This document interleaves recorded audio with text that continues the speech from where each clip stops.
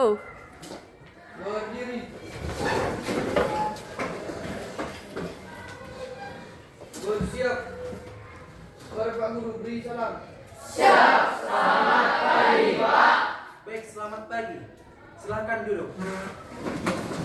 Sebelum memulai pembelajaran kita berpikir komputasional, ada baiknya kita awali dengan doa. Bapak minta satu orang untuk memimpin doa.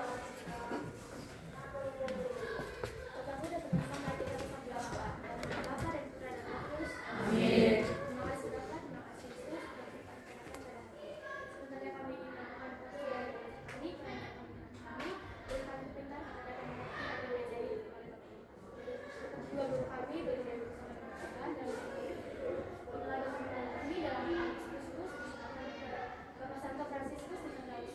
Doa agama kami, amin.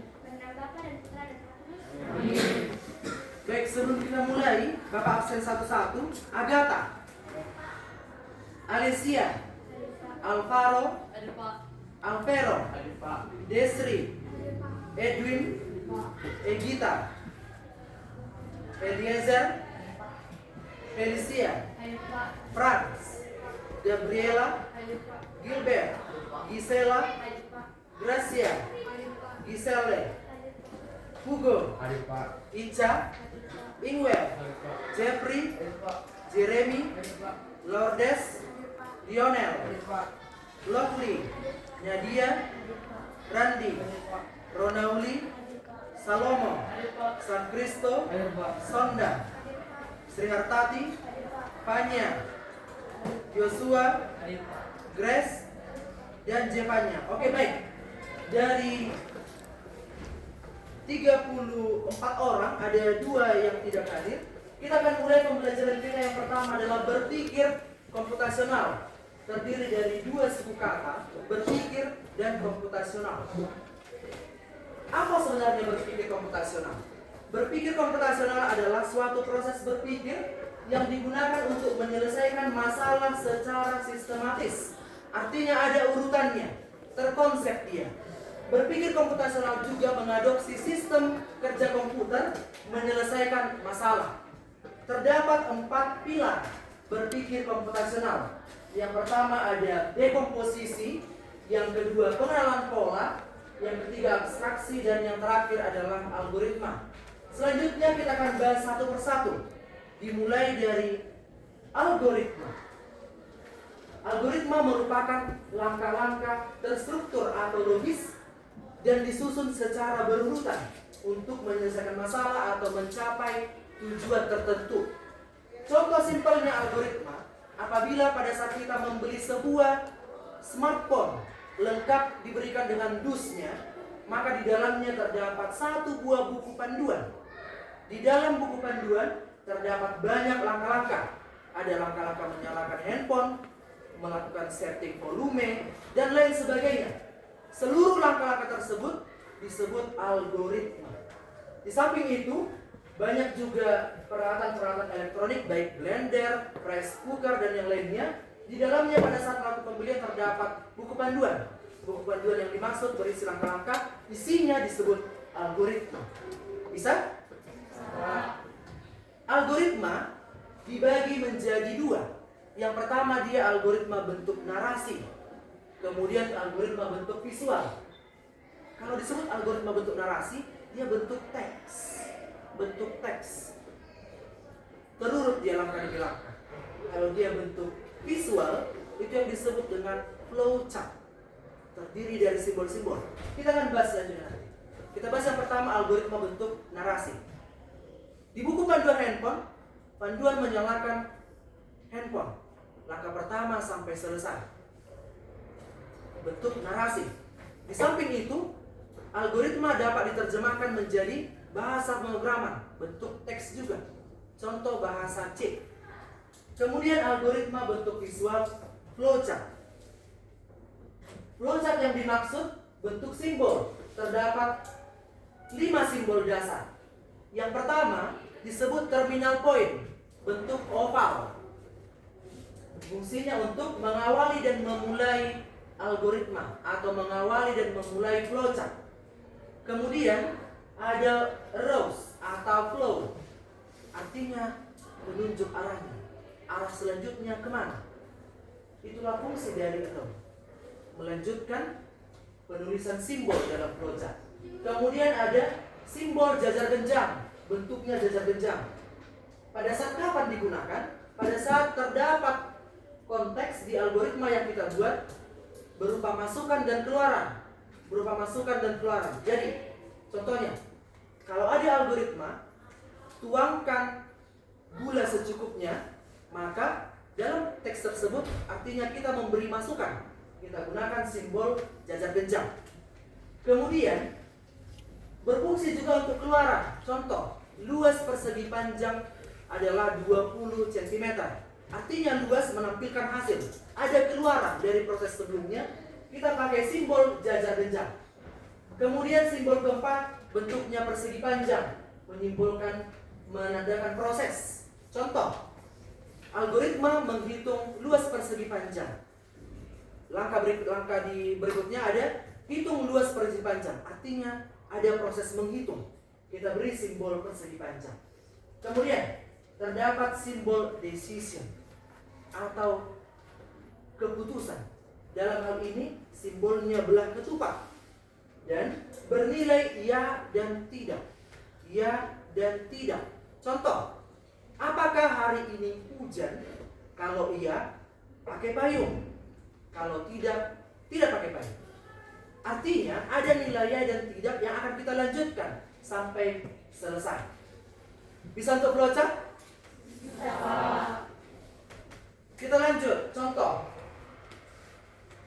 algoritma menghitung luas segitiga.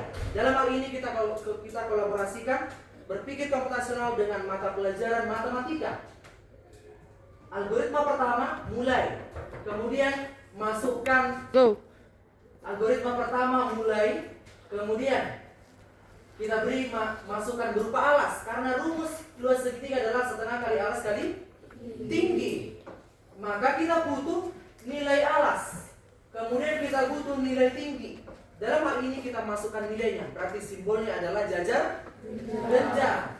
Kemudian luas segitiga, artinya kita menghitungnya dengan rumus. Apa rumus luas segitiga? Alas kali tinggi per 2. Ada proses di dalamnya, maka kita pakai simbol apa?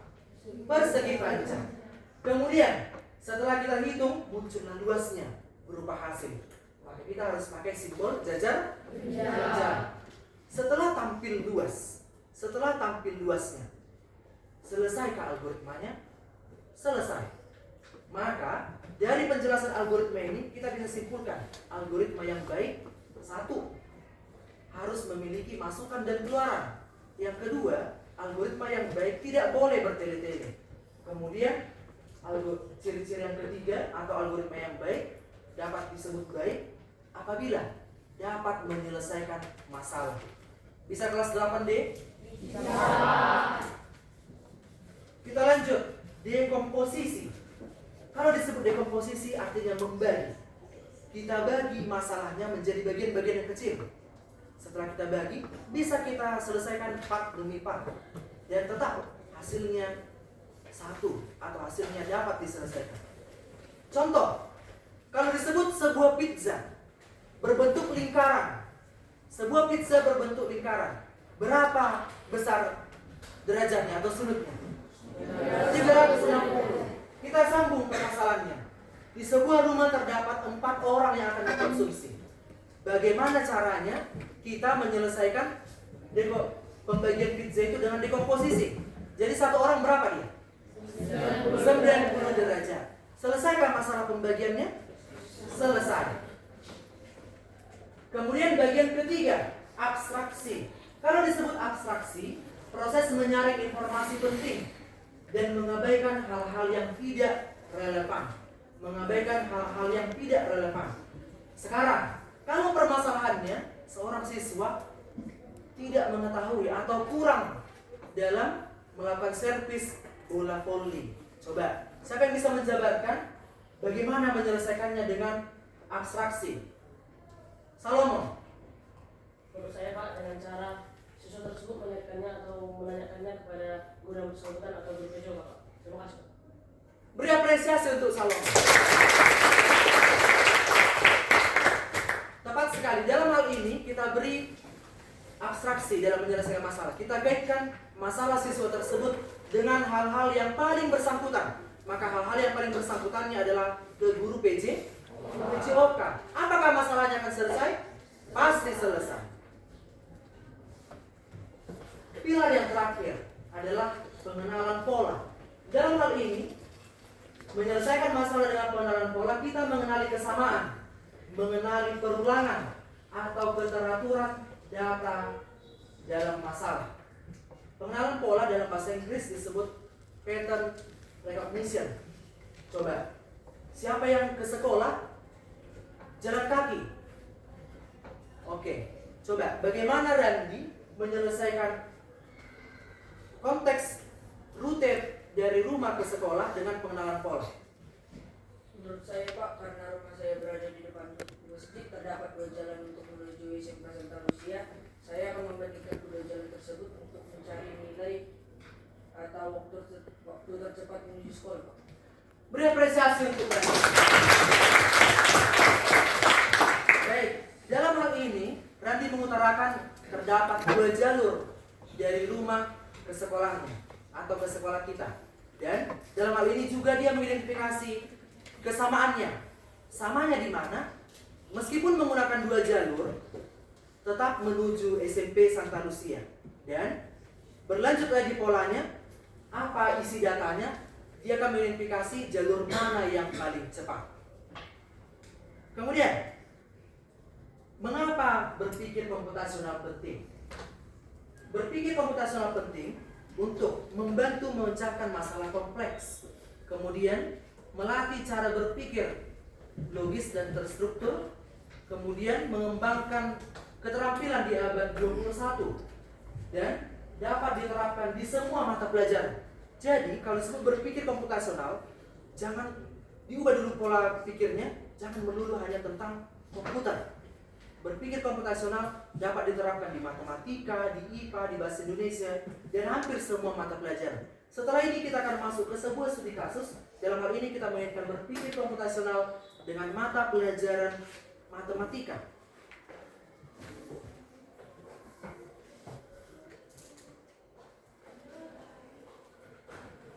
Studi kasus yang kita buat adalah menghitung luas lingkaran. Menghitung luas lingkaran.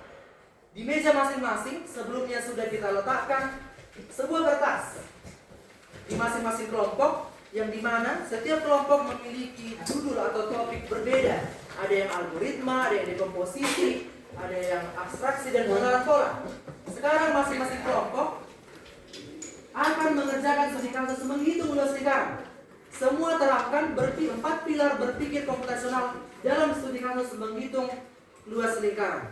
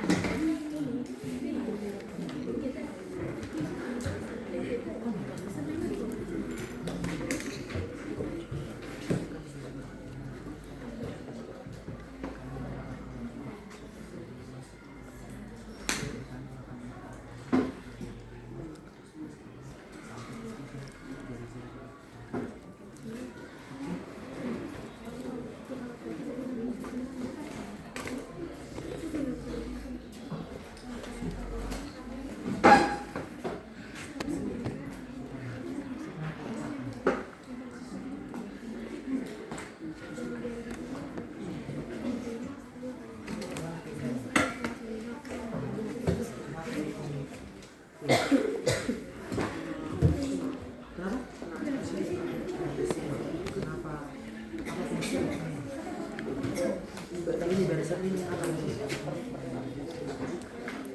Harus singkat atau singkat?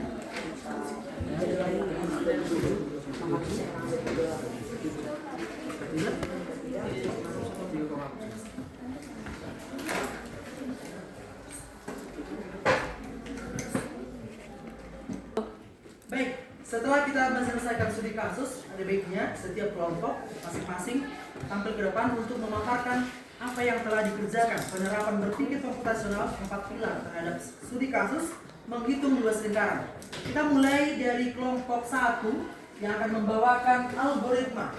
Kami silakan.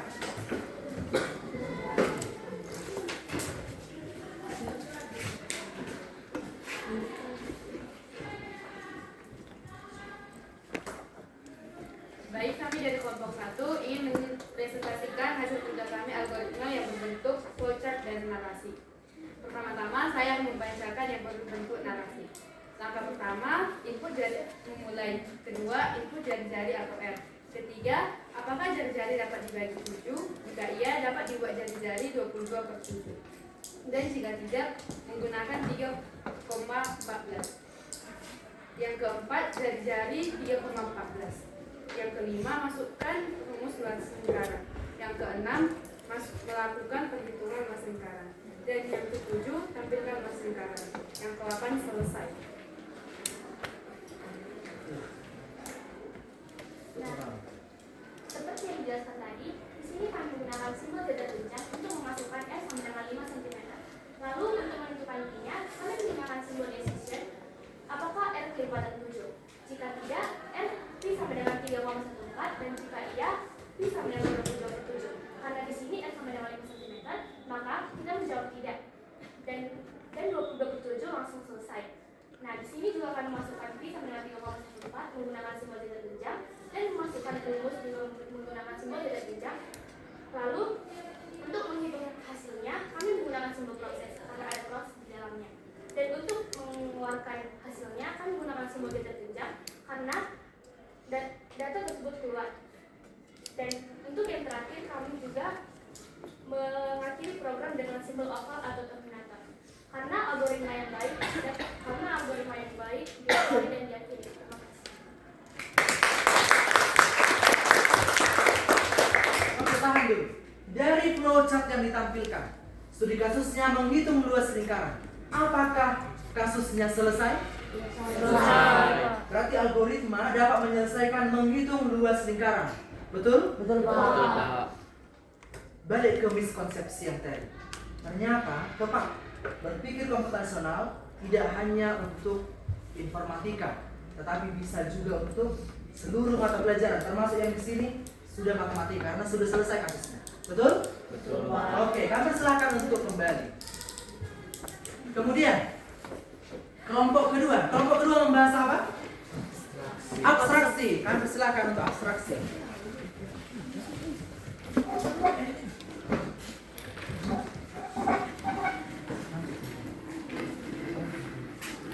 Abstraksi. Dua orang, cepat.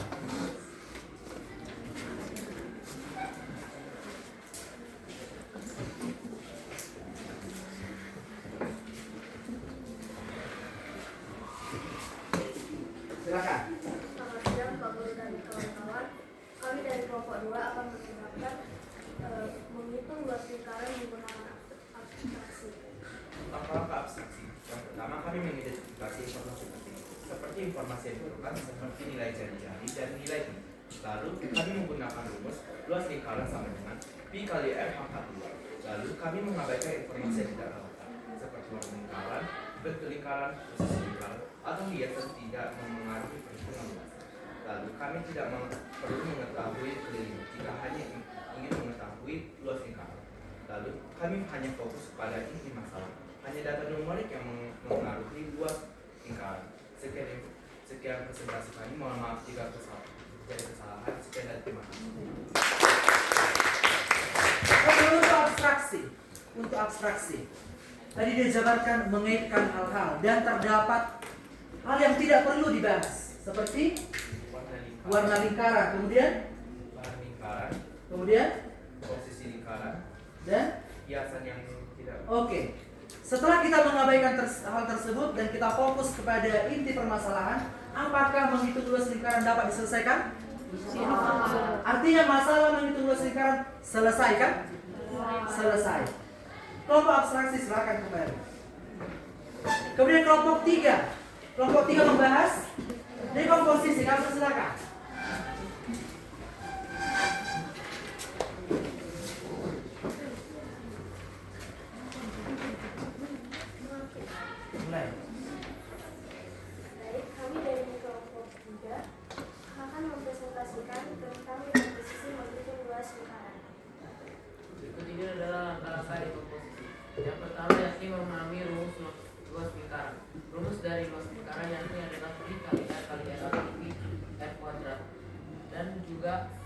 dari pengertian dari rumus lingkaran yakni simbol pi atau juga dengan jari-jari.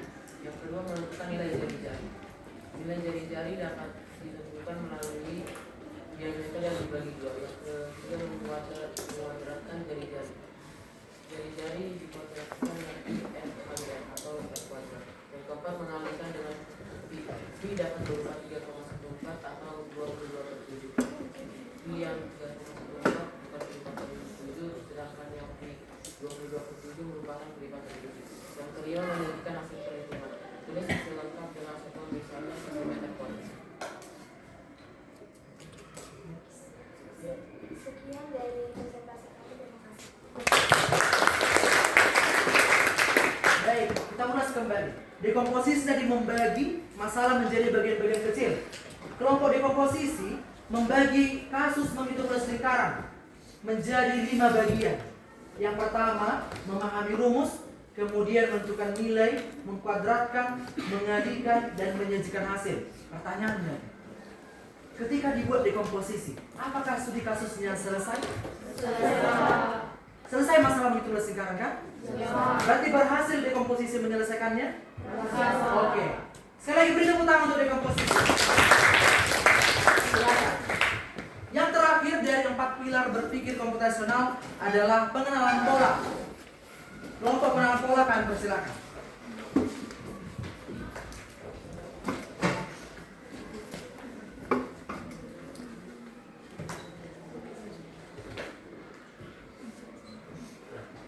Selamat pagi Bapak Guru dan teman-teman. Kami dari kelompok 4 akan mempresentasikan hasil diskusi kelompok kami mengenai menghitung luas lingkaran. Di sini terdapat 3 jari-jari yang mempunyai selisih itu. Jari-jari pertama yaitu 5 cm, jari-jari kedua 10 cm, dan jari-jari kelima itu 15 cm. Jadi kesimpulannya selisih dari ketiga jari-jari ini adalah selisih yang luas. Jari-jari yang pertama 5 cm, pi yang digunakan adalah 3,14 karena 5 tidak termasuk dari pelipatan 7. 3,14 dikali sama dengan 5 kuadrat. 3,14 dikali 25 sama dengan 8,15 kuadrat.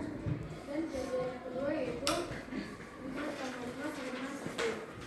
10 sama dengan 3,14 dikali 10 kuadrat yang hasilnya 914 cm. Dan jari yang kelima yaitu 10 tambah 5 sama dengan 15 sama dengan 3,14 dikali sama dengan 15 kuadrat sama dengan 706,5 cm kuadrat. Sekian hasil dari kelompok kami. Baik, kita ulas kembali.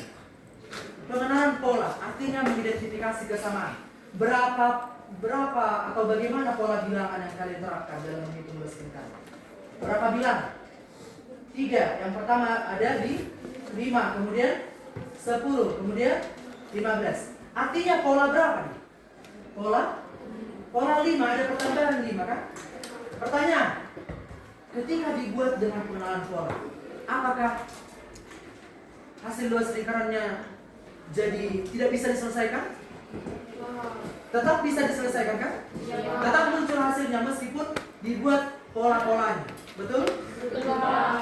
Kelompok pengenalan pola silakan kembali. Kemudian kita akan lanjut bagaimana hubungan berpikir komputasional dengan coding. Sebelumnya kita sudah pelajari di semester sebelumnya atau di kelas 7 bagaimana coding. Coding ada 2, kita ulang kembali. Coding ada 2 penerapannya. Yang pertama ada plug dan unplug. Kalau dia plug menggunakan komputer, kalau dia unplug tanpa komputer. Sekarang kita akan terapkan bagaimana hubungan berpikir komputasional dengan coding. Dalam hal ini kita menggunakan plug karena kita menggunakan bahasa pemrograman, bahasa C, dan kita menggunakan komputer. Sebelumnya kita akan ulas kembali dalam bahasa pemrograman yang kita pakai yaitu bahasa C. tentang struktur data atau tipe data. Tipe data yang umum dalam bahasa pemrograman yang pertama ada in. Pada saat mengetikkannya di compiler atau di text editor, int merupakan bilangan bulat. Kemudian ada float, bilangan desimal, ada char karakter, string berupa teks. Kemudian contoh penggunaannya selalu diawali dengan include, kemudian integer main, print, return, dan setiap elemen dari bahasa C tidak boleh ada yang tertinggal. Coba kalau misalnya titik koma Bapak hapus, apa yang terjadi? Error. Kalau misalnya di include di barisan pertama, slash-nya kita hapus, apa yang terjadi? Artinya semua elemen memiliki nilai sensitivitas masing-masing. Ketika salah satu tidak berada pada tempatnya akan terjadi error. Kemudian include mengizinkan perintah printf. Kemudian ada integer main, ada buka kurungnya, awal program utama. Kemudian ada printf menampilkan teks. Kemudian ada return 0 menandakan program telah selesai. Kita akan mulai latihan, yaitu mengerjakan studi kasus yang kita yang pertama, menghitung luas lingkaran. Sekarang masing-masing tim akan mengimplementasikan coding, mengaitkan berpikir komputasional dengan coding. Sekarang dalam bentuk bahasa pemrograman. Kita mulai dengan bahasa C. Masing-masing tim silakan.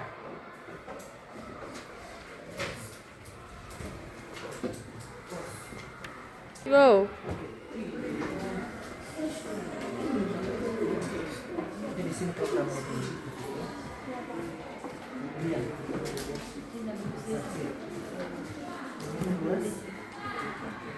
lingkaran untuk programis mana kompiler. Jadi satu-satu, jangan ada yang tertinggal. Oke, masing-masing sudah mempraktekkan atau sudah mengerjakan latihan berdasarkan studi kasus, berbasis studi kasus, menghitung luas lingkaran, menghubungkan berpikir komputasional dengan coding. Coba, kelompok siapa yang sudah selesai? Yang sudah dapat? Oke, langsung presentasi. Masing-masing kita perhatikan bagaimana menghubungkan coding dengan berpikir komputasional.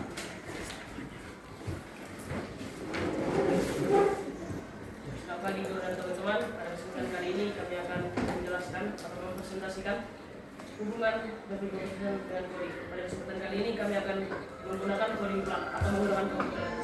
Dan kami juga menggunakan compiler atau sistem yang mengeksekusi bahasa C. Pertama-tama bahasa C dimulai dengan slash include studio.h. Lalu fungsinya yaitu untuk mengizinkan program untuk berjalan. Selanjutnya ada integer main merupakan kepala dari program tersebut. Setelah kita integer main, kita harus mendeklarasi variabel tersebut. Pada kesempatan kali ini kami akan menggunakan variabel float karena ini bisa menjadi 3,14. Karena kami menggunakan float, maka data tersebut bisa menjadi desimal. Setelah itu kita tulis printf untuk masukkan jari-jari lingkaran. Setelah itu kita scanf. Go. Lalu setelah kita menulis fungsi printf, lalu kita menulis scanf untuk menginput data ke dalam sistem. Setelah itu kita menulis pernyataan if else. If itu pada bahasa C merupakan dalam pernyataan dalam bahasa Indonesia bisa disebut jika. Jadi kita menggunakan ini jika jari-jari habis dibagi 7, maka pi sama dengan 2,7. Jika tidak, pi sama dengan 3,14. Setelah menyelesaikan tersebut, kita masukkan nilai luas. Luas sama dengan pi kali r dikali r. Setelah kita menulis nilai hasil, kita lalu masukkan fungsi printf. Yang digunakan adalah kita menggunakan persen 2f per n karena kita memasukkan data bertipe float dan kita membutuhkan persen f untuk menunjukkan tipe data tersebut. Setelah kita masukkan nilai tersebut, kita masukkan kembali fungsi f plus lingkaran sama dengan pi. Lalu kita masukkan kembali nilai luas tersebut. Setelah kita mendapatkan nilai luas, harusnya kita mendapatkan hasilnya. Setelah kita menerapkan hasilnya, program bahasa C harus diakhiri dengan kata return 0, lalu diakhiri dengan perawat. Kita coba sistem tersebut. Jika kita masukkan jari-jari lingkaran, kita masukkan sampai 5, kita masukkan 5 putaran, kita akan mendapatkan nilai dos lingkaran 78,5. Setelah dijelaskan, adakah teman-teman yang ingin bertanya? Baik, yang mau bertanya silakan. Oke, Jeffrey. Saya ingin bertanya, jika tanda titik koma dihapus, apakah yang akan terjadi? Oke, pertanyaannya jika tanda titik koma dihapus, apakah terjadi? Apakah sesuatu yang terjadi? Tadi yang kita jelaskan ada error. Coba sekarang praktekkan. Coba hapus salah satu elemennya. Jika kita hapus titik koma yang dimasukkan, jika kita tekan run, maka akan terjadi error. Akan terjadi error. Ternyata pas. Oke? Ada lagi? Silakan. Pas. Tutup. Demikian presentasi kami. Terima kasih.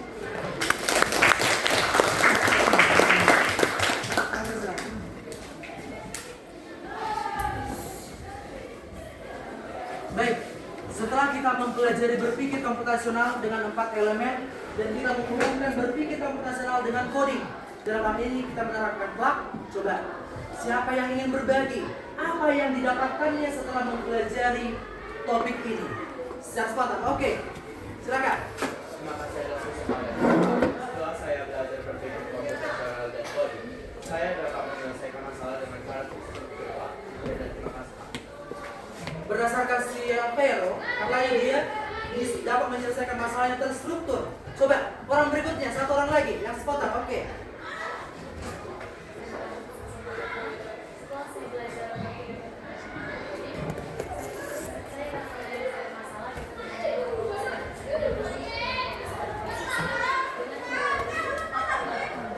operasional, yakni algoritma Kita tepuk tangan untuk dua yang telah melakukan. Baik. Tadi pembelajaran kita diawali dengan doa. Sekarang ada baiknya juga kita akhiri dengan doa. Secara spontan, Bapak persilahkan satu orang untuk memimpin doa.